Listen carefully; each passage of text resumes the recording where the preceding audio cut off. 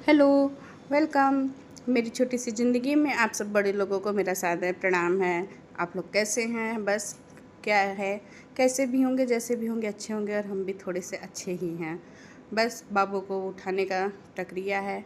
युद्ध पे जा रहे हैं कि युद्ध करें। अब युद्ध करने के लिए कलछुल भी आ चुका है, लेकिन अभी उठने को तैयार नहीं, लेकिन अब उठ चुका है। कलछुल देखते ही भाई सब लोग तीर देखते ही भाग जाते हैं, वैसे ही ये कलछुल देखते ही उड़ जाता है। बस उठने के बाद अपना काम स्वयं करने की कोशिश करता है। देखिए किस प्रकार से अपना काम कर रहा है, जिस प्रकार से हमें संतुष्टि मिल रही है। देखिए देखिए कितनी कितनी खुशी मिल रही है हमने बच्चे को काम करता देख। अब स्कूल से आने के बाद फिर युद्ध जारी है कि खाना खा लो। एक कौर तो शौक से खाना है, दूसरे कौर में नहीं, दूसरा कौर भी शौक से खाना है, तीसरे कौर में इनका खाना इधर से उधर होगा। तो इससे पहले कुछ इधर से उधर और इसको हम मार पीट के खाना खिला के ख़त्म करना जरूर समझेंगे। नहीं खाएगा तो भाई हम खा जाएंगे। युद्ध की तीसरी पारी, जिसमें है बजे मेरे पेट में 12 बजने के बाद मुझे लगा भूख, क्योंकि उसमें कूदने लगे चूहे और हाथी। जब हाथी दौड़ने लगे तो फिर भाई खाना तो खाना ही पड़ेगा।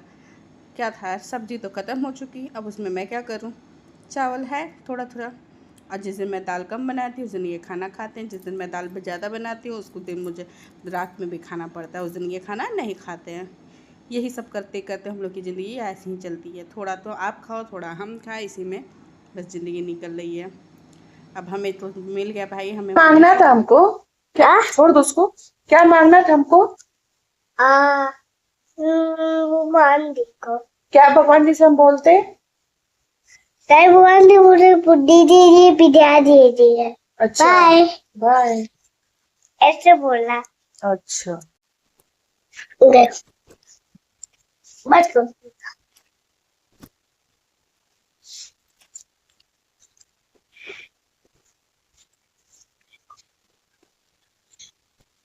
हाय बिना है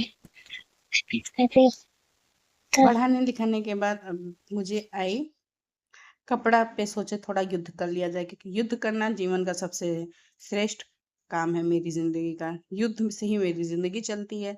बस अब कोई मुझे युद्ध करने को नहीं मिला, तब कपड़ा ही मिला, तो हम कहा लाओ इसी को काटे जाए, जो कि वो कुछ कर नहीं सकता और मैं सब कुछ कर सकती। बस कैंची मैंने उठाया, कतर कतर कतर कतर मैंने 3 ब्लाउज काट डाले, वो भी कस्टमर का। और फिर उसके बाद फटाफट फोल्ड करके मैं चल दूंगी अपने भगवान जी से बात करने के लिए। कि थोड़ा सा मुझे बुद्धि विद्या दे दीजिए। बाबू मुझे सिखाया है ना कि मम्मी तुम मांगो बुद्धि विद्या, तो भगवान मुझे बुद्धि विद्या दे दो।